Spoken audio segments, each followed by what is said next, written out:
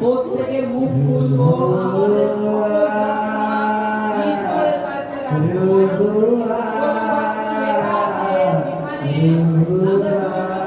তার নামে প্রভু যিশুর নামে একত্রিত হবো, সেখানে তিনি বিরাজমান।